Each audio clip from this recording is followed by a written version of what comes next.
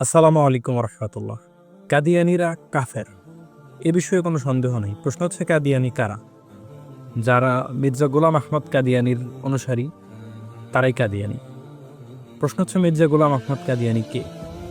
মির্জা গোলাম আহমদ কাদিয়ানি হচ্ছে এমন একজন নিকৃষ্ট ব্যক্তি যে নিজেকে আল্লাহর রসুল সাল্লাল্লাহু আলাইহি ওয়াসাল্লাম, আমাদের প্রাণপ্রিয় নবী হযরত মুহাম্মদ সাল্লাল্লাহু আলাইহি সাল্লামের পর নিজেকে নবী দাবি করেছিল।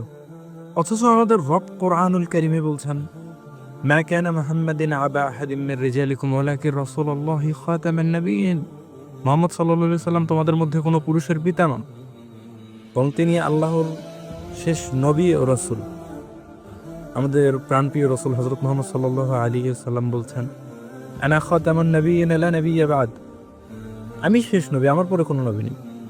অথচ মির্জা গোলাম আহমদ কাদিয়ানী নিজেকে নবী হিসেবে দাবি করেছেন মুহাম্মদ সাল্লাল্লাহু আলাইহি সাল্লামের পরে।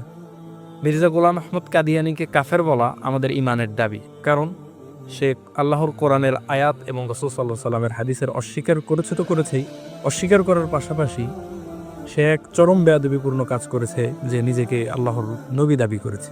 যে ব্যক্তি মির্জা গোলাম আহমদ কাদিয়ানীকে কাফের মনে করবেন না, আমরাও তাকে মুসলিম মনে করি না। আমরা বলবো মির্জা গোলাম আহমদ কাদিয়ানী কাফের। ইমান এবং কুফরের মাঝামাঝি কোনো পথ আমাদের জানা নেই। আমাদের সমাজে যারা এই বিষয়টি জানে না তাদের কাছে পৌঁছে দেওয়া আপনার দায়িত্ব। আপনি কিভাবে পৌঁছে দিবেন এটা আপনি জানেন। তবে আমাদের সমাজের প্রত্যেকটি মানুষকে জানাতে হবে মির্জা গোলাম আহমদ কাদিয়ানী একজন কাফের, এবং তার এই বিশ্বাস আমাদের সমাজে যারা যারা ধারণ করে বর্তমানে তারা সবাই কাফের, এবং কাদিয়ানীকে রাষ্ট্রীয়ভাবে কাফের ঘোষণা করা হোক, তাদের বই পুস্তক বাজেয়াপ্ত করা হোক। এখানে কোনো মাযহাবী ইখতিলাফ, এই ধরনের স্বল্পজ্ঞানীয় কথা বলা চলবে না।